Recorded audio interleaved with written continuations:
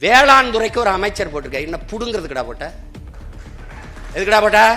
கால்நடையே இல்லை, எதுக்குடா கால்நடை துறைக்கு தண்ட கர்மாந்தரத்துக்கு ஒரு அமைச்சர் போட்டு கேட்டீங்க வாடா? எதுக்கு போட்ட? எதுக்கு போட்ட? இப்ப நம்ம கடல்ல விழுந்து சாகிறதா இல்ல கிணத்துல விழுந்து சாகிறதா? எங்க போ, எந்த பக்கம் போறது? எங்க பார்த்தாலும் முட்டுச்சந்து மூத்திரச்சந்தா இருக்கு. கருமம் கருமம். எதிர்கட்சியே இல்லாத சட்டசபை அமைப்பான். உன்னை தாண்டா தேடிட்டு இருக்கேன் நான், உன்னை தாண்டா தேடிட்டு இருக்கேன். டேய், எவ்வளவு பெரிய ஜனநாயகவாதிடா இதுல. நம்மால இன்னும் கொஞ்சம் என்னைய சப்போர்ட் பண்ணிருக்கலாம். அடப்பாவி, இதுவே அதிகம்டா. டேய், இவரு நம்மால ஏறி இன்னும் கொஞ்சம் என்னைய சப்போர்ட் பண்ணிருக்கலாம். கொடுமடா டேய். பொலிட்டிக்கல் டிசாஸ்டர் நடந்துருச்சு, அரசியல் பேரிடர். நீங்க எல்லாம் சோத்துல உப்பு போட்டு சாப்பிடுறீங்களா?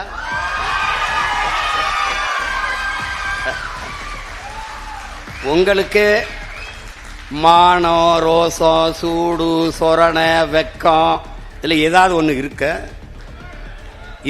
ஆனால் எல்லாரும் நல்ல கசங்காத வேட்டி சட்டை மட்டும் வெக்க மயிர் இல்லாமல் கட்டிக்கிறீங்க. வெக்க மயிர் இல்லாம 10 MP வச்சிருக்கான். 10 நாடாளுமன்றம் திமுக போட்ட பிச்சையில் வச்சிருக்காரு. இப்போ உண்மையில மானச ரிசைன் பண்ற, ரிசைன் விலகி இடைத்தேர்தலை சந்திச்சு உன் டிவிக்கோட போய் டிவிக்கு போட போய் நின்று வாடா வா, வென்று வாடா. நீ போடா. கூட்டணி பெரிய கூட்டணி இல்ல. என் வீட்டு சோத்தை தின்னுட்டு உடம்ப வளர்த்துக்கிட்டு என்னை எதிர்த்து பேசுறதெல்லாம் எவ்வளவு அநாகரியம். நீ திமுக காரன் ஓட்டுல வென்றுட்டு பூத்து வாக்கக முகவர் போட வக்கு இருக்கா உனக்கு? ஒரு தொகுதியில் படையாச்சி பண்ணி வளர்த்து சம்பாரிச்சுக்கண்டா. பைத்தியக்கார பயல. எங்க பொருளாதாரம் இருக்குன்னு தெரியாது. கிறுக்கா. போறார், வாரார், திரும்புறார், உட்கார்றார். அவன் ஊடகத்தை மயிரள கூட மதிக்கிறது இல்ல, அவன் திரும்பி கூட பாக்குறது இல்ல. இவங்க ஐயோ போய்கிட்டு இருக்காரு, வந்துகிட்டு இருக்காரு. என்னை நான் கவர்ச்சியால் வந்து விட்டேன் என்று சொல்கிறார்கள். கோவப்படுறாப்ல. சினிமா டு சிஎம் எளிதா டிரான்ஸ்பர் ஆயிட்டு இல்ல, அதனால உங்களுக்கு தெரியல, கோவம் வருது வேற. சரி, என்னதான் தகுதி சொல்லுங்களேன் சிஎம் சார். 69 படத்துல ஒரு படம் நல்ல படம்.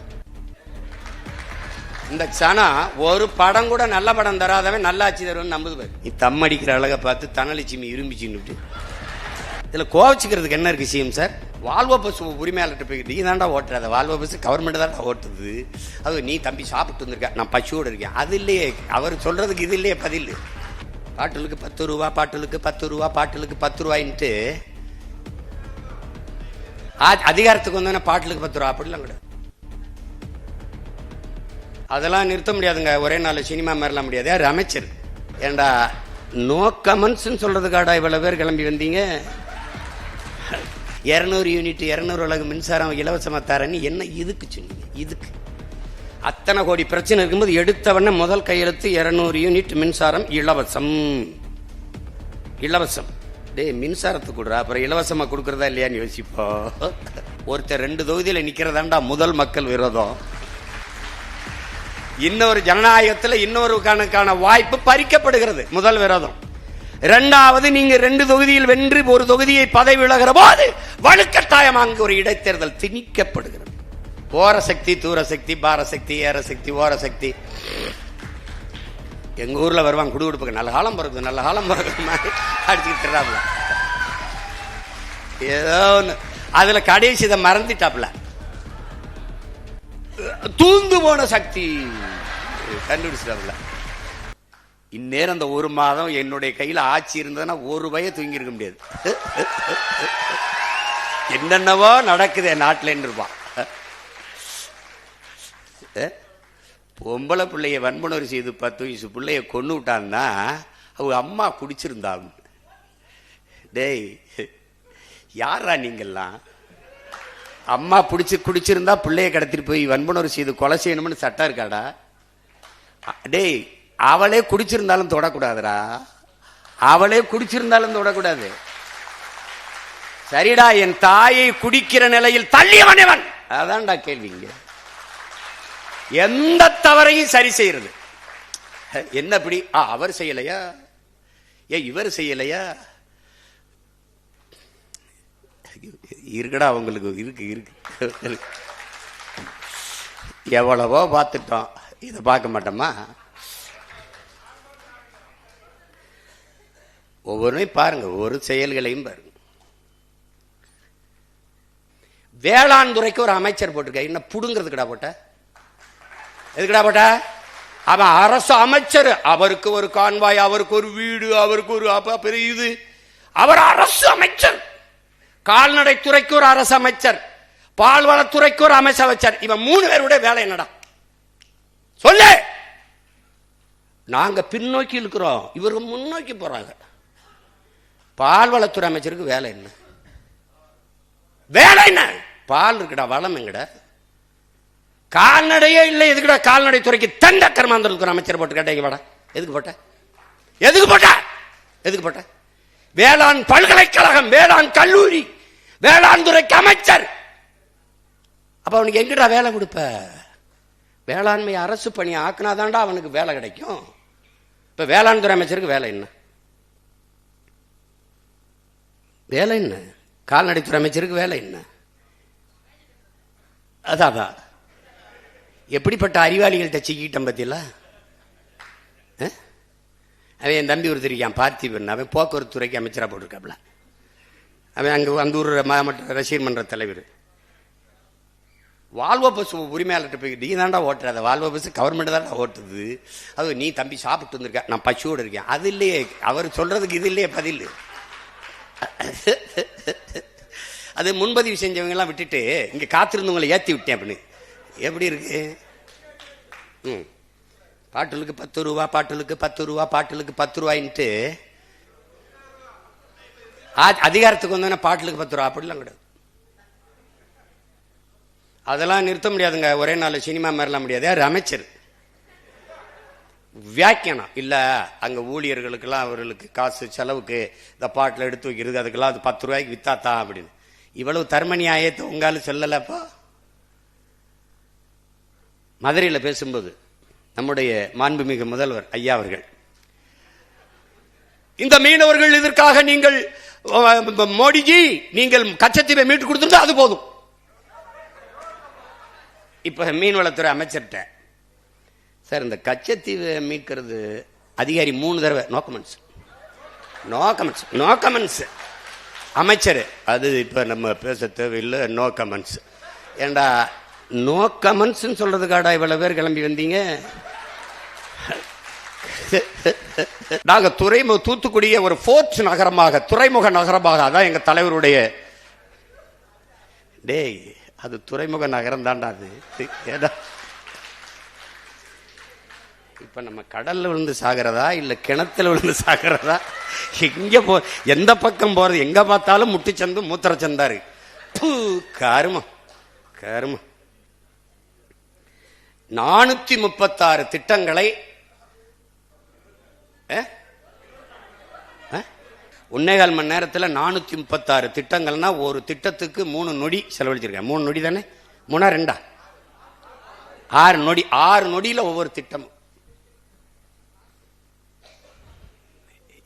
அந்த 436 திட்டங்களையும் நம்மளுடைய மாண்புமிகு அமைச்சர் ஐயா நிர்மல்குமார் அவர்கள் படிச்சுட்டாங்கன்னா, ஓ இவ்வளவு திட்டங்களை பேசியிருக்கீங்களா நீங்களும் உங்க திட்டம். வந்த உடனே முதல் கையெழுத்து 200 அலகு மின்சாரம் இலவசம். மின்துறை அமைச்சர் 2,50,000 கோடி கடன் இருக்கு அப்படின்னு. அது எங்களுக்கு தெரியும், உங்களுக்கு தெரிஞ்சதா இல்லையா? தெரியாம தான் போட்டிட்டீங்களா? தெரிஞ்சு போட்டிடும் போது 200 யூனிட் 200 அலகு மின்சாரம் இலவசமா தரேன்னு என்ன இதுக்கு சொன்னீங்க? இதுக்கு அத்தனை கோடி பிரச்சனை இருக்கும்போது எடுத்தவன முதல் கையெழுத்து 200 யூனிட் மின்சாரம் இலவசம். இலவசம். டே மின்சாரத்துக்கு கொடுறா, அப்புறம் இலவசமா கொடுக்கறதா இல்லையான்னு யோசிப்போ. மானங்கெடுது. எம்எல்ஏவே நின்றுக்கிட்டு நான் எம்எல்ஏ வெளியூருக்கு போயிட்டாங்கிற நம்பிட்டு வருது சொன்னா. முதல்வருக்கே தெரியாது எத்தனை பேர் எம்எல்ஏ, எவனுக்கு சீட்டு கொடுத்தா எந்தெந்த தொகுதின்னு தெரியாது. ஓட்டு போட்டவனுக்கும் தெரியல, சீட்டு கொடுத்து நிறுத்தினவனுக்கும் தெரியாது யார் எம்எல்ஏ. எங்க மொத்த பேரையும் அப்படி சொல்ல சொல்லு. 108 பேரையும் 107 பேர். மக்கள் விரோத ஆட்சியை மக்கள் விரோத ஆட்சியை, மக்கள் விரோதம். எது மக்கள் விரோதம்? ஒருத்தர் 2 தொகுதியில் நிக்கிறதாண்டா முதல் மக்கள் விரோதம். இன்னொரு ஜனநாயகத்தில் இன்னொரு கணக்கான வாய்ப்பு பறிக்கப்படுகிறது. முதல் விரோதம். இரண்டாவது, நீங்க 2 தொகுதியில் வென்று ஒரு தொகுதியை பதவி விலகிற போது வலுக்கட்டாயமாக ஒரு இடைத்தேர்தல் திணிக்கப்படுகிறது. அந்த தேர்தலுக்கு குறைஞ்சது 10 நாள் 15 நாள் விடுமுறை விடணும். அங்க இருக்கிற அதிகாரிகள் வேலை செய்யணும், அங்க இருக்கிற பள்ளி கல்லூரி விடுமுறை விடணும், எல்லா அதிகாரிகளும் வேலை செய்யணும். அதுக்கு குறைஞ்சது 20 கோடி செலவு பண்ணணும். நீங்க விலகினதோட இல்லாம பல பேரை விலக சொல்லி வேற சேர்த்துட்டிய. ஏன்னா நீங்க தூய சக்தி இல்ல. நீங்க அது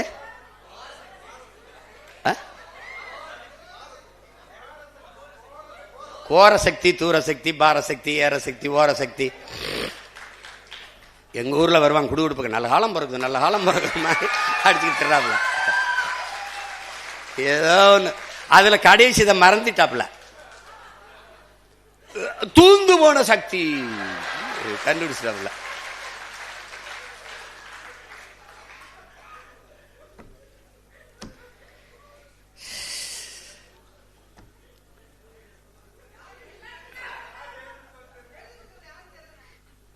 அது நசீருதீன் சார் சொல்றாப்புல, புகழ்பெற்ற நடிகர், உங்களுக்கு இந்த நகரம் தீப்பற்றி எரிகிறதுல வருத்தம் இருக்கு, எனக்கு இந்த பைத்தியக்காரங்கையில தீப்பெட்டி எவன் கொடுத்துருங்கிறது வருத்தமா இருக்கு சொல்லியிருக்காப்புல.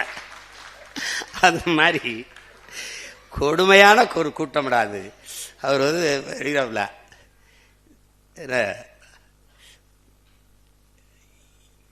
என்னன்னு தெரியல,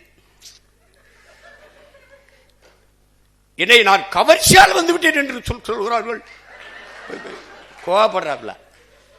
அது தப்பு தானே. அவர் மண்டேலா மாதிரி 27 ஆண்டு சிறையில் இருந்து வந்திருக்காப்ல. எண்ணற்ற தியாகங்கள், எண்ணற்ற வழக்கு, பல சிறை கொட்டடிகள், அனுபவம். அப்புறம் 200 கோடியில் 100 கோடியை சல்மான் மாதிரி வாங்குற சம்பளத்தை பாதிய மக்களுக்கு கொடுத்து கொடையா கொடுத்து மக்களின் இதயத்தை வென்று வந்துட்டாப்ல. சினிமா டு சிஎம் எளிதா டிரான்ஸ்பர் ஆயிட்டு இல்லை, அதனால உங்களுக்கு தெரியல, கோவம் வருது வேற. சரி, என்னதான் தகுதி சொல்லுங்களேன் சிஎம் சார். சிஎம் சார், நீங்க உங்களை மக்கள் தேர்வு செஞ்சதுக்கு ஒரே ஒரு காரணம் சொல்லுங்க.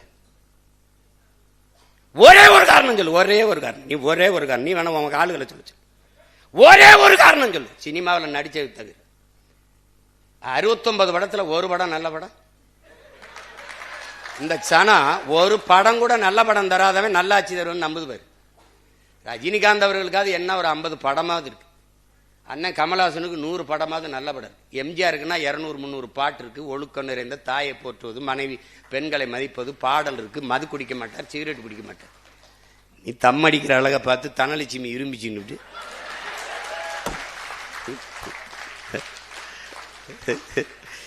ஏதோ ஒரு கர்மம்.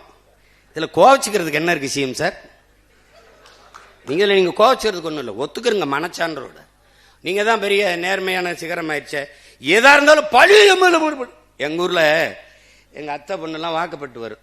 இந்த எங்க அண்ணங்க நீர் கட்டிக்கிட்டு வரும். கட்டிட்டு வந்தா என்ன தச்சு அப்படின்னு, ஐயோ எங்க குழந்தை பெத்தவனும் போயிட்டா, வளர்த்தவனும் போயிட்டா, இந்த உங்க அண்ணன்ட்ட பிடிச்சி கொடுத்து விட்டு ஒரு தோடு உண்டா, தொங்கட்டா உண்டா, கொலுசு உண்டா, மாத்தி கட்டிக்கு ஒரு புடவை தான் உண்டா, நல்ல நாள் பெரியால் தீபாவளி திருநாள் உண்டா, ஒன்றும் கிடையாது. நான் அந்த புலம்பலுக்கு இந்த புலம்பல் என்ன இருக்குது? மனசாட்சி இல்லாம எம்மிட ஒரு கேள்விதான். நீங்க கரூருக்கு வரலைன்னா கூட்டல்ல, கூட்டல் என்ன நெரிசல்ல, நெரிசல் என்ன சாவில்ல. இதானே மூல காரணம் யாரு? நீங்க. அந்த குற்ற உணர்வோடு நானும் ஒரு காரணமா இருந்துட்டேன், வருந்துறேன்னு இதுவரை நீங்க ஒரு வார்த்தை பதிவு செய்யல சிஎம் சார். நீங்க பதிவு செய்யல. ஆனால் நீங்க மக்கள்கிட்ட ஒரு வேடத்தை போட்டு எம்எல்ஏ போட்டாரியா. ஸ்டாலின் ஐயா அரசு போட்டுருச்சு. நான் ஈரோட்டில் இடைக்க தேர்தலில் 5 நிமிஷம் கூட பேசிட்டேன்னு வழக்க போட்டு போக ஒரு நாள், ஏன்னா சரியா 10 மணிக்கு நிற்கணும். அப்போ முத நாளே போய் தங்கணும். இப்போ அடுத்த நாள் பாதிக்கு மேலே நேரம் ஆயிடுது. அப்போ 2 நாள் என் நேரத்தை, எனக்கு ஒவ்வொரு நொடியும் உயிர் நொடி 2 நாளாக வீணடிச்சிட்டாப்ல.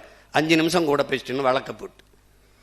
ஆனால் 41 பேர் மரணத்திற்கு ஒரு முதல் தகவலுக்கு ஒரு எஃப்ஐஆர் கூட பதிவு பண்ணாத கோழை அரசு திமுக அரசு. தற்காத்து விட்டவன் இந்த பிஜேபி, இந்த ஏடிஎம்கே, இந்த 2 பேரும் சேர்ந்து உண்மை கண்டறியும் குழு. ஏன் அந்த தூத்துக்குடி துப்பாக்கி சூட்டுக்கு உண்மை கண்டறிய வரல? ஆந்திர காட்டுக்குள்ள 20 பேர் சேர்த்து உண்மை கண்டறிய வரல? ஏன் கண்டறிய வரல? ஏன் உடனே வந்து உண்மை கண்டறிய? திமுகவை எதிர்த்தவன இவர் ஐயா அதிமுக எடப்பாடி ஐயா குறுக்க விழுந்து சட்டசபையில பேசி அவ்வளவு பெரிய சபையில் ஆதரிச்சு பேசணும்னு இவர் பாய்ந்துட்டாப்ல. இன்னைக்கு அழகா சொல்ற எம்எல்ஏ பழிய போட்டு எம்எல்ஏ பழிய போட்டாங்க. பழி இப்போ உங்ககிட்ட இருக்கு, உளவுத்துறை இருக்கு, காவல்துறை இருக்கு, எல்லாம் சிபிசிஐடி இருக்கு, எல்லாம் இருக்கு. ஒரு அதிகாரி ஒரு சிறப்பு குழுவை போட்டு கண்டடிச்சு என்ன உலகம் புறாவை கரூர் 2 தெரு விசாரிச்சு என்ன நடந்ததுன்னு நீங்க தான் வெள்ளரிக்கை எல்லாத்துக்கும் கொடுப்பீல. ஒரு உண்மையை அறிவிக்கையை விடுங்க பிளீஸ். நீங்க மனச்சான்றோட பேசுறீங்க, நீங்க நேர்மையாளர் தான், நிறுவீங்க. இதுதான் நடந்தது, இந்த அரசு இந்த மாதிரி என் மேல பழியை போட்டது, நிறுவீங்க. Same sir நிறுவீங்க. இப்போ இப்போ தெருவுக்கு தெரு கஞ்சா, வீதி வீதி கஞ்சா, அப்படி போத பொருள் எல்லாம் கொண்டாந்து விட்டு விட்டு இப்ப இன்னைக்கு என் மேல பழிய போடுறாங்க. ஏய், தெருவுக்கு தெரு கஞ்சா விற்கணும் தெரிஞ்சுதானே நான் வந்து போதை ஒழிக்கிறேன்னு சொல்லிட்டு வந்தியே. நான் ரொம்ப நாள்லாம் கேட்கலையே. முதல்வன் படம் மாதிரி காலையில் 5 மணி சாயந்தரம் 5 மணி போதை எங்கேயாவது வித்தான்னா சொல்லு கூட எனக்கு. இவங்க எப்படிப்பட்ட ஆளுக பாரு. கஞ்சா இங்க விக்குது, கொக்கைன் இங்க விக்குது, மெத்தப்பட்டமன் இங்க விக்குது, ஆபின் இங்க விக்குது. யாருக்கு தெரியுது? வாங்கி பயன்படுத்துறவனுக்கு. இந்த இடத்துல கஞ்சா கிடைக்குது, இந்த இடத்துல கொக்கைன் கிடைக்குது, இந்த இடத்துல அபின் கிடைக்குது, இந்த இடத்துல கிடைக்குதுன்னு தெரியுது. யாருக்கு? வாங்கி குடிக்கிறவனுக்கு, பயன்படுத்துறவனுக்கு. ஆனா போலீஸுக்கு தெரியல. எப்படிப்பட்ட போலீஸ்? எப்படிப்பட்ட போலீஸ்? என் தம்பி லாரி உரிமையாளர்கள் அந்த மண் விற்கிறாங்கல்ல, மண் சவுடு மண்ணில் அதில் முறையீடு ஆற்ற விடுவான். என் தம்பிட்டு வந்து சின்னவன்ட்ட போய், அண்ணே அண்ணனுக்கு சொல்லுங்கண்ணே, நல்லா ஒரு லாரிக்கு 1000 ரூபா வாங்கிட்டு இருந்தாங்கண்ணே, இப்போ 2000 கிட்ட அடம் முடிக்கிறாங்கண்ணே, நாங்கள்லாம் எங்கேனே போகிறது அப்படின்னு. அண்ணன்ட்ட சொல்லுங்கண்ணே. டே இருடா, ஒரு 6 மாதம் நானே நான் வந்து மௌன விரதம்டான்னு இருக்கேன். நீங்க களத்துக்கு வரும்போது என்னை சமாளிங்க பார்ப்போம், எப்படி சமாளிக்கிறீங்கன்னு பாக்குறேன். நீ காட்டு பள்ளியில நீ கட்டு பார்ப்போம், நீ தண்ணீரை வித்துறா பார்ப்போம், நீ ஜல்ஜனாது கிழிஜனாது கொண்டாந்து வித்துரு பார்ப்போம். சொந்த குடிகளுக்கு தண்ணீரை ஊற்றி முடியல. ஒருத்தன் வந்து ஒரு முதலாளிகிட்ட கொடுத்து அவன் தண்ணீரை விற்கிறான், அவன் தண்ணீரை கொடுப்பானா எனக்கு? உனக்கு அதை விட என்ன வேலை? அதை விட என்ன வேலை? என்ன வேலை? அவன்கிட்ட கொடுத்தா அவன் சொல்றதான், அவன் கொடுக்கறதான் தண்ணி, அவன் விதிக்கிறதான். ஒரு நாடு அறிவை வளர்க்கும் கல்வி வியாபாரம், உயிரை காக்கும் மருத்துவம் வியாபாரம், உலக உயிர்களின் உயிர் தண்ணீர், உயிர் தேவையா இருக்கிற தண்ணீர் வியாபாரம், எல்லாம் வியாபாரம். போக்குவரத்து வியாபாரம், மின்சார உற்பத்தி பாருங்க. மின் உற்பத்திக்கு என்ன ஒன்று ஒரு தற்சார்புக்கு ஏதாவது வருதா பாருங்க, யோசிக்கிறாங்க பாருங்க. பிரைவேட் எதை என்ன நீங்க என்ன போடுறீங்க? சோலார் மின் பூங்காமா, எவ்வளவு இடம்? எல்லாம் தொழில்துறைக்கு வாங்க, முதலீட்டாளர்கள் இன்வெஸ்ட் பண்ண வாங்க. நாங்கள் வந்து ஒற்றைச்சாளர முறையில் சிங்கிள் விண்டோல திறங்க. எங்கே நடுவாய்? எங்கே தொழிற்சாலையை வைப்பாய்? எங்கே வைப்பாய்? அது என் நிலத்துல தொட்டுறா பாக்குற. நீ நல்ல தால் போறதும் தொட்டுறா பாப்பேன் நிலத்துல. எனக்கு ஒரு வேலையும் கிடையாது. நான் இந்த தேர்தல் வெற்றி தோல்விக்கு அப்பாற்பட்டவங்க. நாங்க எனக்கு அதை பத்தி கவலையே கிடையாது. போட்டா போடு, போலைன்னா போடு. இன்னைக்கு இல்லை நாளைக்கு இல்லை தான் சொல்லுவேன். போட்டா போடு, போலைன்னா போ. எனக்கு ஒன்றும் இழப்பு கிடையாது. எங்கே உள்ளது நடுவ? சிப்காடு தொழிற்சாலை, ஒரு தொழிற்சாலையும் நீ நட முடியாது, வைக்க முடியாது. இருக்கிறதே நான் மூடிட்டு தான் போவேன். பெருந்துறையில 26 கிலோமீட்டர் தண்ணீர் எடுத்து குடிக்காத தண்ணீர்ல யுரேனியம் கலந்துருச்சு. அதை குடித்தால் தாய்ப்பால் நஞ்சாயிரும். இதுதான் பீகார்ல நடக்குது. அவன் தேர்தலுக்கு முன்பு சொல்லல, தேர்தலுக்கு பிறகு 10 மாவட்டத்தில் தண்ணீரில் யுரேனியம் கலந்திருக்கு, எடுத்து குடிக்காத தாய்ப்பால் நஞ்சு கலந்து பிறக்கிற குழந்தை குறையோடு பிறக்குதுன்னு சொல்றான். அவன் நல்ல வீரனான் தான். தேர்தலுக்கு முன்னாடி சொல்லியிருக்கணும். இது எவ்வளவு பெரிய ஐக்கியத்தனம். இவன் எதுக்காக 12 நாள்ல பதவி விலகினா? ரெட்டலையில வென்றவன், வெக்கம் இல்லாம எதற்காக விலகினா? எதற்கு? அல்ல ஒருத்தர் சொராப்லா, ஐயா எசக்கி சுப்பையாங்கிற காந்தி நேரடி வாரிசு, அவர் சொராப்ல, அது வந்து நம்ம ஆளுங்கட்சியோட இருந்தாதான் மக்களுக்கு ஏதாவது நல்லது செய்ய முடியும்னு. பல பெரிய ஜனநாயகவாதிகள். அப்படின்னா எதிர்கட்சியே இருக்கக்கூடாது இல்லையா? ஆளுங்கட்சியில இருந்தாதான் அவர் தொகுதி நிதி தருவார், மக்களுக்கு நல்லது செய்ய முடியும். இது என்ன? இது ஜனநாயகமா அல்லது சர்வாதிகாரமா கொடுங்கோன்மையா? இது எப்படி எப்படி? அறநிலைத்துறை அமைச்சர் ஒருத்தர் இருக்கார்ல, ஒரு தம்பி, அவர் பேசுறாரு திருச்சியில், ஒரு வரலாற்று பெரும் முழக்கத்தை இருக்கிறார். எதிர்கட்சியே இல்லாத சட்டசபை அமைப்பான். உன்னை தாண்டா தேடிட்டு இருக்கேன் நான், உன்னை தாண்டா தேடிட்டு இருக்கேன். டேய், எவ்வளவு பெரிய ஜனநாயகவாதிடா. இதுல நம்மால் இன்னும் கொஞ்சம் என்னைய சப்போர்ட் பண்ணிருக்கலாம். அடப்பாவி, இதுவே அதிகம்டா. டேய், இவரு நம்மால் ஏறி இன்னும் கொஞ்சம் என்னைய சப்போர்ட் பண்ணிருக்கலாம்.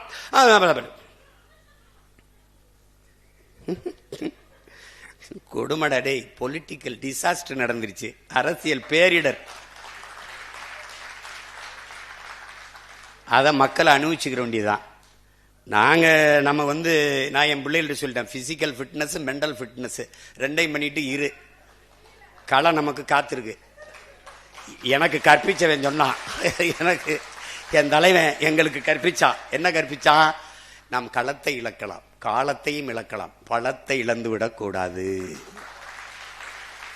அதுக்கு சான்றே வரே தான். அனுராதபுரத்தை அடிச்சு பிடிச்சிட்டான், ஆணையரவை அடிச்சு பிடிச்சிட்டான். ஆணையரை பிடிச்ச பிறகு அப்புறம் போயிடுச்சு களம். ஒரு கால் இருக்கு அண்ணன், உங்களுக்கு தெரியும் நம்ம அண்ணன் பால்ராஜ். ஒரு கால் தான் கட்டக்கால். இன்னைக்கு அந்த போர் காட்சியில் எடுத்து இந்த கால் இந்த பிறகு இப்படி இருக்கும், இப்படி எடுத்து வைப்பாப்ல. சகதிக்கில் கட்டக்கால் மடிச்சுன்னா வராதுல்ல, அப்படி தூக்கி வச்சு போவாப்ல. வாக்கியோட பேசிக்கிட்டு அடிச்சு பிடிச்சிட்டாரு. அப்ப என்ன சொல்ற? அதுல என்ன தெரியுதுன்னா, களத்தை இழந்தோம், காலத்தை இழந்தோம், ஆனா பலத்தை இழக்கல. திருப்பி அடிச்சு பிடிச்சிட்டாப்ல. அதான் நமக்கு கற்றுக் கொடுத்தது. நீ தயாராயிரு, நமக்கான களம் நம்ம தயார் செய்ய வேண்டியதில்லை, அவர் தயார் செஞ்சு தருவாப்ல. ஆனால் உலக வரலாற்றில் இவ்வளவு தோல்விகளை சந்தித்த ஒரு அரசியல் இயக்கம் இருக்காது, இனி எதுவும் இருக்க போறதும் இல்லை, இருந்ததும் இல்லை.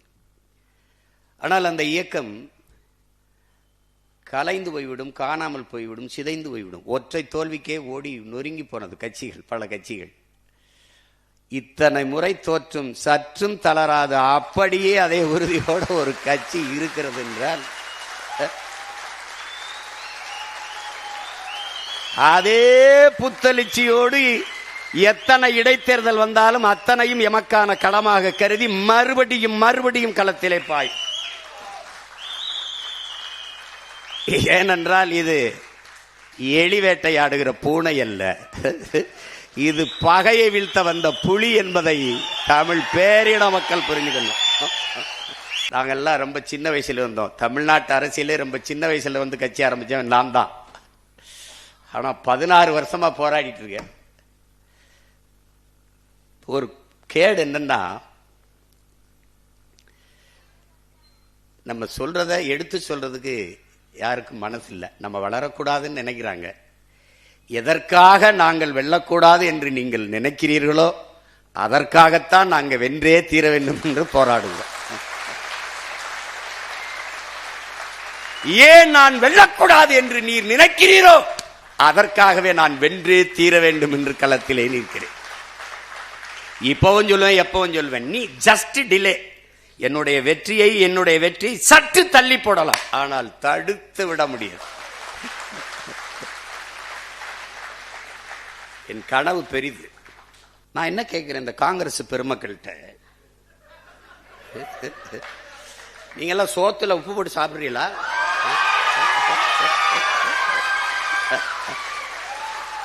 உங்களுக்கு மானம், ரோசம், சூடு, சொரணை, வெக்கம் இதுல ஏதாவது ஒண்ணு இருக்க. ஆனா எல்லாரும் நல்ல கசங்காத வேட்டி சட்டை மட்டும் வெக்க மயிர் இல்லாம கட்டிக்கிறீங்க. வெக்க மயிர் இல்லாம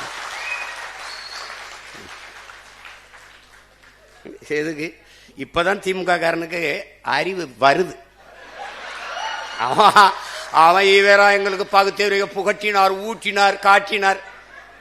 மங்கி நீல அவனை அன்னைக்கே வேட்டியை காணான் சட்டையை காணான்னு ஓட விடுறதை விட்டு அவனை கூட கூட்டி வச்சு, இங்க பேரு 10 MP வச்சிருக்கான், 10 நாடாளுமன்றம் திமுக போட்ட பிச்சையில வச்சிருக்காரு. இப்ப உண்மையில ரிசைன் பண்ற, ரிசைன் விலகி இடைத்தேர்தலை சந்திச்சு டிவிக்கோட போய் இந்த டிவிக்கு போட போய் நின்று வாடா வா வென்று வாடா, நீ போடா. கூட்டணி பெரிய கூட்டணி இல்ல, ஆட்சி அதிகாரத்தில் இருக்க நீ அவனோட கூட்டணி வச்சு இடைத்தேர்தல் செஞ்சோன்னா 3 ஆண்டு இருக்கு. ரிசைன் பண்ண உடனே இந்த இடைத்தேர்தலை வச்சு நின்றுவா, வென்றுவா, நீ பாப்ப. திமுக தயவுல இந்த தேர்தலில் ஒரு மாநிலங்களவை உறுப்பினர் சீட்டு, அவன் யாருன்னே தெரியல, வேறு வாய்க்குன்னு இல்லை. இந்த காங்கிரஸை ஏன் கொல்லணும்? ஏன் இந்த இடத்துல எங்க மாமா திருநாவுக்கரசுக்கோ இல்ல ஐயா தங்கப்பால் மாதிரி மூத்ததில் இருக்கோ எங்க மாமா திருநாவுக்கரசுக்கு அந்த இடத்த கொடுக்க கூடாதா? அந்த மாநிலங்களவை உறுப்பினரா? பேரை இன்னைக்கு வரைக்கும் எனக்கு ஞாபகத்தில். காலையில கூட கேட்டேன் எங்க அண்ணன்ட்ட, அண்ணன் அந்த யாருன்னு. ஏதோ சொன்னார், தஸ்கோவிஸ்கி மாதிரி ஏதோ ஒன்று சொன்னாப்ல. அவர் நாக்பூர்ல வேலை செய்யறாரு, நாகாலாந்துல நல்லா வேலை செய்யறாரு. ஏன் ஊருக்கு என்ன வேலை செய்வார்? இந்த திமுகவால தேர்வு செய்யப்பட்டு போன நாடாளுமன்ற உறுப்பினர்கள் என் நிலத்திற்கு, என் மண்ணுக்கு, என் மக்களுக்காக பேசிய ஒரு வார்த்தை விடு. இந்த மாநிலங்களவை உறுப்பினராக சென்றவர் என் மண்ணுக்கு மக்களுக்குமாக என்ன பேசுவர்? இப்போது இந்த டிவிகே ஆட்சி இவர்களால் தேர்வு செய்யப்பட்டு இன்னைக்கு போயிருக்காரு ஒருவர் மாநிலங்களவை உறுப்பினர். இவர் மீதி இருக்கிற 2 ஆண்டுகளில் என்ன பேசுவார்? வாக்கு என்னது? என் மக்கள் இது எப்படி இருக்கு? இங்க பாருங்க, இந்த டிவிகேக்கு காங்கிரஸ் ஓட்டு இல்லை. இந்த காங்கிரஸ் வெல்வதற்கு டிவிகே ஓட்டு இல்லை.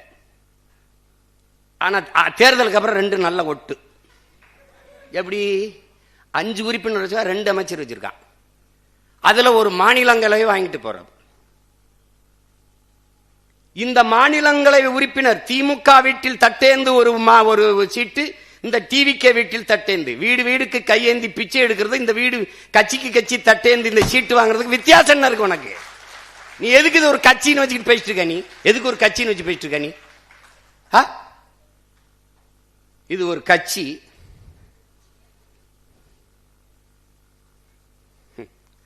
இப்பதான் தெரியும் திமுகவுக்கு. அப்பவே ஒருத்தன் சொன்னானையா, கேட்கலையே. இப்போ போறவர்கள் பதவிக்காக போவார்கள், வேற எதுக்கு? மக்கள் உதவிக்காக போவார்கள். அவ்வளவு மகான்களா? புற மகாத்மாக்களா? விலகு. எங்க ஊர்ல ஒரு மகான் வென்றிருக்காப்ல, ஐயா ராஜீவ் காந்தியுடைய சொந்த சின்னத்தா மகன், அருமைச்சவர் ராகுல் காந்திக்கு very close relation, Manik Tagore அவர் பேரு. அவரு தம்பி உதயநிதி கிட்ட கேள்வி கேட்கிறாப்ல, தமிழக முதலமைச்சர் மேகதாது அணைக்காக மோடி அவர்கள் பிரதமர் மோடிக்கு கடிதம் எழுதியிருக்கிறார், நீங்கள் ஏன் சைலண்ட் மோடுக்கு போனீர்கள்? இப்ப இது உதயநிதி நாடு ஒண்ணு மட்டும் இல்ல, இது ஏன் நாடு, இது என் உரிமை. மேகதாதில் அணை கட்டியே தீர்வேன் என்று சொல்பவன் எவன்? அவன் யாரு? காங்கிரஸா இல்ல வேற கட்சியா? அவன் யாரு? இவங்கள மாதிரி ஒரு கேடு கட்டம் இருந்த சிவகுமார் முதலமைச்சர் இருக்கார். அவரு ஓ விஜய் வெரி இம்மெச்சூர்டு பாலிட்டிஷியன். அவன் சொல்லியிருக்கான் இம்மெச்சூர்டு பாலிட்டிஷியன். அவர் சொல்றாரு இம்மெச்சூர்டு பாலிட்டிஷியன், அது தமிழ்நாடு டிஎன்சி, அதை தமிழ்நாடு காங்கிரஸ் அவரோட கூட்டணி வைக்கும், அகில இந்திய காங்கிரஸ் திமுகவோட தான் இருக்கும்னு. என்னடா கட்சி இது? என்னடா கட்சி? அவர் ஒண்ணு பேசியிருக்காருல்ல, பேசிட்டு போறாப்ல. தங்கச்சி சோதிமணி ஒரு கட்சி வச்சிருக்கு, இவங்க ஒரு கட்சி வச்சிருக்காங்க, எங்க ஐயா சிதம்பரமா ஒரு மகன் ஒரு கட்சி வச்சிருக்காங்க. இப்ப நான் என்ன சொல்றேன், ஐயா மாணிக் தாகூர் அவர்கிட்ட, என் அருமை சகோதரன்ட்ட, என் உடன் பிறந்தார்ட்ட கேட்கிறேன், உங்களுடைய தன்மானத்தை, உங்களுடைய கட்சியின் மீது இருக்கிற பற்றை நான் மதிக்கிறேன். ஆனால் நீங்க திமுக வாக்குல தான் வென்றிருக்கிறீங்க. நீங்க ஒரு 2000 வாக்கு வித்தியாசத்தில் தம்பி விஜய் பிரபாகரனை வீழ்த்திருக்கீங்க. அதெல்லாம் நான் வெற்றியாவே கருதல, போனா போதுன்னு விட்டாங்க. இப்ப நீங்க இந்த பதவி விலகுங்க, விலகிட்டு திமுகவை கடுமையா சாடுங்க, டிவிகே கூட்டணியில வந்து நில்லுங்க, போட்டி போட்டு வெல்லுங்க, என்ன வேணாலும் பேசுங்க. என் வீட்டு சோத்தை தின்னுட்டு உடம்ப வளர்த்துக்கிட்டு என்னை எதிர்த்து பேசுறதெல்லாம் எவ்வளவு அநாகரியம். நீ திமுக காரன் ஓட்டுல வென்றுட்டு பூத்து வாக்கக முகவர் போட வக்கு இருக்கா உனக்கு? ஒரு தொகுதியில் தனியா நின்று எந்த இடத்துல கட்டுத்தொகை வாங்குவியா? வாங்குவியா நீ? நான் தோத்தாலும் 4 விழுக்காடு வச்சிருக்கேன், நீ வென்றா கூட வராத அவ்வளவு. என்ன உனக்கு? அது ஒரு கட்சி.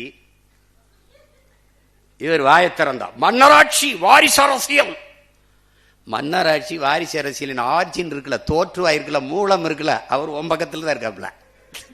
யாரு? நம்ம ஐயா ராகுல் காந்தி. ராகுல் காந்தி இருக்காரு, அவர் என்ன புதிதா ஏழை எளிய மகன் கட்சி ஆரம்பிச்சிருக்காப்லையா? எவ்வளவு வசதியா பாருங்க. இது மன்னராட்சி, ஆம், இது வாரிசு அரசியல், சரிதான். ஆனால் இந்த வாரிசு அரசியலின் முன்னோடி மூலம் காங்கிரஸ். காங்கிரஸ் தேர்தல் முடியும் முதல் நாள் ஓட்டு போடுறதுக்கு முதல் நாள் பேசுறாப்ல, தேர்தலுக்கு பிறகு ஸ்டாலின் அவர்கள் போய் மோடி அமித்ஷா காலிலே விழுவார் அப்படின்னு. 2 வாரத்தில் இவர் போய் விழுகிறாப்ல.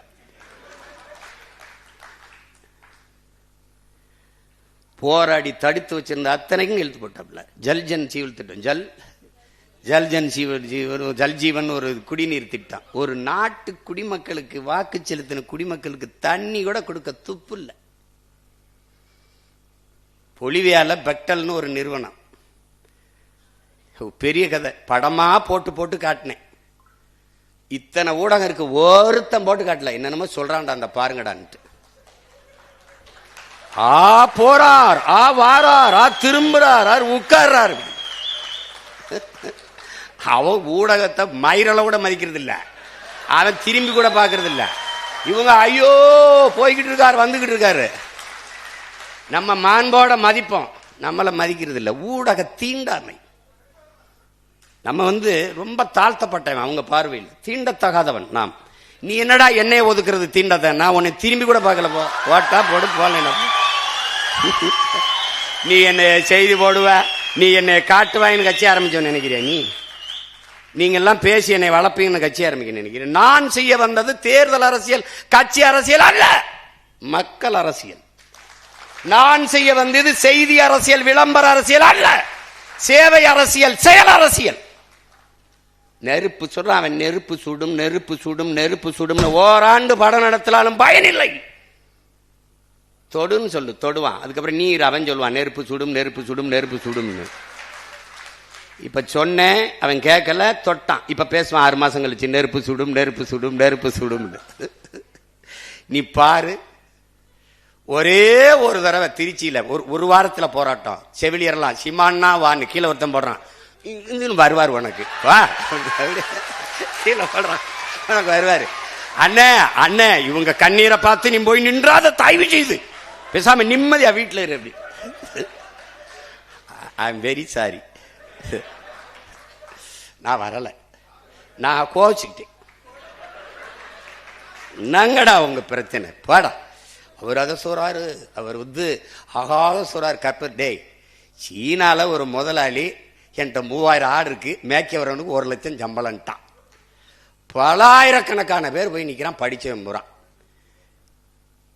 இல்ல தந்தி டிவின்னு ஒண்ணு இருக்குல்ல, முந்திக்கிட்டு செய்தி சொல்ற ஒரு டிவி, உண்மையும் நேர்மையும் தவிர எதையும் சொல்லாதது, அப்படி ஒரு தொலைக்காட்சி. அது அந்த தொலைக்காட்சி தேநீர் நேரம், டீ டைம் அப்படின்னு வச்சிருக்கு.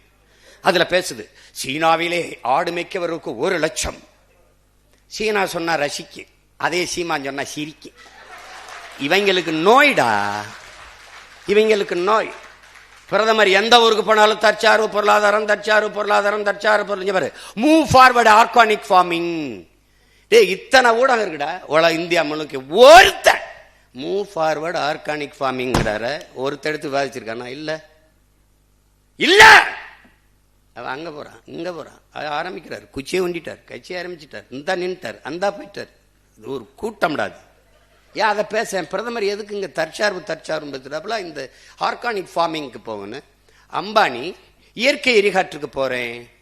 ஏன் இயற்கை எரிகாற்றுக்கு போறேன்? இயற்கை எரிகாற்று எங்க இருந்து எடுப்பார்? கேளு, ஒரு விவாதத்துல கேளு கேளு. ஏன்னா இங்க எரிகாற்றுக்கு கச்சா பொருள், மூலப்பொருள் பிரச்சனை இருக்கு, வார் வருது. இப்ப தற்சார்புக்கு வரணும். அம்பானி சொல்றாப்புலே, சொல்றாருல்ல, நான் இயற்கை எரிகாற்றுக்கு போறேன். அதை நாங்க தமிழ்ல உயிர் வழிங்கிறோம், நீங்க பயோகேஸுங்கிறீங்க, நாங்க உயிர் வழிங்கிறோம். இயற்கை எரிகாற்று எங்க இருந்து எடுப்ப? எங்க இருந்து எடுப்ப? என் மாட்டு சாணி தாண்டா வந்து நக்கனு, நீ என் மாட்டு சாணி தான் வரும். அத நான் சொன்னா வலிக்குது. நான் சொன்ன வலிக்குது. சரி, இந்திய அரசு கழுத வழக்கு 50 லட்சம் மானியம் கொடுக்குது, அதை ஒரு தடவை போடு. உனக்கு நோய்டா. நீ என்ன எப்படா என்னை காலி பண்ண? மயிருங்கிறது கெட்ட வார்த்தைன்னு கற்பிச்ச வர அப்பவே மயிர் உன்னை வளர்ந்துருக்கணும்டா. நான் தலையில் இழிந்த மயிரினைய மாந்தர் நிலையில் இழிந்த கடைங்குது. மயிர் நிப்பின் உயிர் வாழா கவரிமா அன்னார் உயிர் நிப்பர் மானம் வருங்குது என்னுடைய வேதம் பாடுதுடா. மயிர் அவளை கெட்ட வார்த்தைன்னு நான் மயத்துக்கு தலையில் வச்சு சிரைச்சிட்டு போ. கொட்டுனா போண்டியதானே என்ன மயத்துக்கு விற்க மாட்டா? போய் நடுற 3 லட்சம் 4 லட்சம் செலவழிச்சிட்டு உயிரை கொடுத்த சாமிக்கு இதை வளர்த்து சடசடையா சிறைக்கிறியா? அப்ப மயிரளவுக்கு தான் அவரை மதிக்கிறியா? அவனுக்கு காணிக்கையா மடியும் மயிரை கொடுக்குறீன்னா அது புனிதமானதா கெட்டதா? என்னடா கற்பிச்ச நீ? எனக்கு என்னடா கற்பிச்ச? மயிறு கெட்டது. அப்ப மயிரை வெட்டி அழகுபடுத்துகிற அவன் தாழ்த்தப்பட்டவன் நீ கற்பிச்ச. நீ உன்னைய தொலைக்காம போக மாட்டேன். கால் செருப்புலாம நடக்க முடியல, தச்சு தரவன் இழிந்தவன். நீ இப்படி நோயாக்குனாடா இன்னையே. படிப்பொருள் படிப்பொருள் விடு. ஆடு மாடு வாழை மேய்க்க தலாய்க்கு, பன்னி மேய்க்க தலாய்க்கு, கழுத மேய்க்க தலாய்க்கு, பட பைத்தியக்கார. என் தம்பி லியோடா மரபு வழி வீடு கட்டுறவன்டா. காரைக்குடியில் எங்க ஊருக்கு செட்டிநாடு வீடு மாதிரி. என் தம்பி லியோ தருமபுரியில் ஒருத்தர் வீடு கட்டுறான்டா, படையாச்சிடா. 2 கோடிக்கு கட்டுறான்டா வீடு. இந்த வீடு அப்படி பங்களா மாதிரி கட்டுறான்டா, மரபு வழி மாறாம. அப்படி ஒரு சாந்து, ஒரு சொட்டு சாந்து இல்லடா. செங்கல் சுண்ணாம்பு வச்சு கட்டுறான்டா. குளிரூட்டி தேவையில்ல, மின் விஷயத்தை விட குழு குழுன்னு இருக்கும்டா. கட்டுறான்டா என் தம்பி, என் சொந்த தம்பி கட்டுறான்டா. என் கட்சியில் இருக்க பிள்ளை அவன் சொல்றான் வீடை பார்த்து, தம்பி இன்னும் எத்தனை கோடி வேணா 2 கோடிக்குள்ள முடியும், இன்னும் எத்தனை கோடி வேணாலும் செலவழிப்போம், நீ பண்ணு. ஐயா என்னையா வருமானம்? நான் பண்ண வச்சிருக்கேன்யா, பண்ண வச்சிருக்கேன். ஏய் நான் சத்தியம் பேசுறேன்டா எங்க அப்பா மேலானையா, உண்மையை சொல்றேன். இந்த வரை அலைபேச்சியில் இருக்கு என்ன, இந்த தஞ்சாவூர் தான் போயிட்டாப்பா சொல்லுவான், கட்டிக்கிட்டு இருக்கான் தருமபுரியில். பண்ணி வைக்கிறிய 10 குட்டி வாங்கி விட்டையா, 6 கோடி வரும். யாது எனக்கு 6 கோடிக்கு பண்ணி இருக்கு, நீ கட்டியான் இருக்காப்ல. படையாச்சி பண்ணி வளர்த்து சம்பாரிச்சுக்காண்டா. பைத்தியக்கார பையல. எங்க பொருளாதாரம் இருக்குன்னு தெரியாது. கிறுக்கா அரசா மருத்துவமனைக்கு வெளியில் வரும்போது கழுதப்பால் ஒரு இது 1000 ரூபாய்டா. ஒரு என்னது அது சொல்றது, ஒரு சங்க 1000 ரூபாய்டா. மருந்துடா. கழுத மேய்க்க தலாய்க்கு, ஆடு மாடு மேய்க்க தலாய்க்கு. டேய் நீங்கெல்லாம் அறிவு இருக்கிறவங்களாடா. இப்ப கொஞ்சம் அமைதியா இருப்பான். மறுபடியும் செவிலியர்கள், மறுபடியும் மருத்துவர்கள், மறுபடியும் ஆசிரியர் பெருமக்கள், மறுபடியும் போக்குவரத்து தொழிலாளர்கள், மறுபடியும் வேற யாரு, விவசாய பெருங்குடி மக்கள் எல்லாரும் வீதிக்கு வருவாங்க. நாம இங்க இருப்போம் நிம்மதியா படிச்சுக்கிட்டு. அப்படியா நல்லா இருக்க, ஏதோ ஒண்ணு. என் பிள்ளைகளுக்கு சொல்லுவேன், வண்டி நிறைய குப்பைனாலும் வண்டி நிறைய யாரும் நெருப்படுத்திட்டு போறதில்ல. ஒரு தீக்குச்சி ஒரு தீப்பெட்டி தான். நீங்க ஒவ்வொருவரும் தீக்குச்சி கொளுத்தி விடுங்க, பத்தி எரியும், ஒன்றும் இல்லை.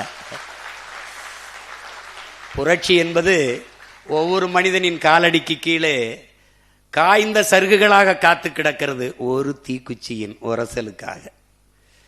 அதனால பத்த வச்சு விடுங்க. இந்த இதுகளையெல்லாம் தாண்டி வெல்வதற்குல்ல, அதுதான் புரட்சி. மார்க்ஸ் என்ன சொல்ற, ஒரு உயர்ந்த நோக்கத்தை கொண்டு அதை அடைவதற்கு தொடர்ந்து முயற்சிக்கிற ஒரு முயற்சி இருக்கு பாருங்க, அந்த போராட்டம் இருக்கு பாருங்க, அதான் வருங்கால தலைமுறைக்கு வரலாறா இருக்குதுங்கிறான். அப்படிதான் நம் தலைவனுடையது, அப்படிதான் நம்ம அப்பாவுடையது. இப்ப நம்ம கொஞ்சம் பின்னாடி போயிருக்கோம்.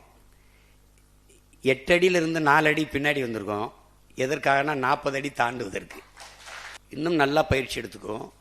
நமக்கு நோக்கம் சரியா இருக்கு, தெளிவா இருக்கு, பாதை தெளிவா இருக்கு, பயணம் தெளிவா இருக்கு, உழைப்பு கடுமையா இருக்கு, வெற்றி உறுதியா இருக்கு, பயண தூரம் கொஞ்சம் அதிகமா இருக்கு, சற்று அதிகமா இருக்கு. அதனால ஒன்று செய்வோம், கால்களை உறுதி செஞ்சுக்கிட்டு வேகமா நடக்க பார்ப்போம். அவ்வளவுதான், ஒன்றும் சோர்ந்துடக்கூடாது. இதுல விடியாத இரவேதும் கிடையாது, அடைய முடியாத இலக்கொன்றும் கிடையாது. அன்னைக்கு சொன்னதுதான். ஒவ்வொரு இரவும் நல்லா கவனிச்சுக்கணும், ஒவ்வொரு இரவும் ஒரு புதிய விடியலை தயாரித்துக் கொண்டிருக்கிறது. ஒவ்வொரு தோல்வியும் மகத்தான வெற்றியை தயாரித்துக் கொண்டிருக்கிறது. அதுல உடலினை உறுதி செய், அறிவை விரிவாக்கு, கொள்கை வகுத்தினில் கூடி செயல் செய்ய பழகு. இதான் நம்முடைய கோட்பாடு. ஒரு அறிவு சமூகத்தை படைப்பதற்கு, அறிவார்ந்த பிள்ளைகளை வளர்த்து வார்த்தெடுப்பதற்கு நாம் எல்லோரும் பயிற்சி களமாக மாறி இந்த இந்த இனத்தின் விடுதலையை வென்று முடிக்க வேண்டும் என்கிற உறுதியை ஏற்பதுதான். அதை வென்று முடித்து நம் அப்பா, நம் மாவீரர்களுக்கும் நம் தலைமைக்கும் நம்முடைய அப்பாவுக்கும் ஒப்படைப்பதுதான் பிள்ளைகள் நாம் அவர்களுக்கு செலுத்துகிற உண்மையான வணக்கமாக இருக்க முடியும். அதற்கு எல்லோரும் தன்னலமற்ற உண்மை நேர்மையாக உறுதியாக களத்திலே நின்று இன விடுதலையின்காக அதன் வெற்றிக்காக அரும்பாடுவாற்றுவோம் என்கிற உறுதியை ஏற்பதுதான் நம்முடைய அப்பா வீர முரசு விடுதலை குயில் பாசறை பாணர் மாமனிதர் தேனிசை செல்லப்பா அவர்களுக்கு செலுத்துகிற உண்மையான புகழ் வணக்கமாக இருக்க முடியும். உலகெங்கும் பரவி வாழ்கிற நம்முயிர் சொந்தங்கள் அனைவரின் சார்பாகவும் தமிழீழ விடுதலை தேசிய இராணுவமான விடுதலை புலிகளின் சார்பாகவும் நாம் தமிழர் கட்சியின் சார்பாகவும் என்னுடைய தந்தை தேனிசை செல்லப்பா விடுதலை பாவல் பாணர் அவர்களுக்கு நம் புகழ் வணக்கத்தை செலுத்துவதில் பெருமையும் மகிழ்ச்சியும் கொள்கிறோம். உங்கள் அனைவருக்கும் என் அன்பு வணக்கம். நம்முடைய பாசறை பாணருக்கு நம் புகழ் வணக்கம். நன்றி.